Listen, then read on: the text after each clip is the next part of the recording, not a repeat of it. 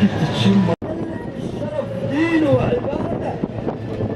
شد سولف في الشيخين الزمانه صارت بيك يا شهيد. تحية الشهداء.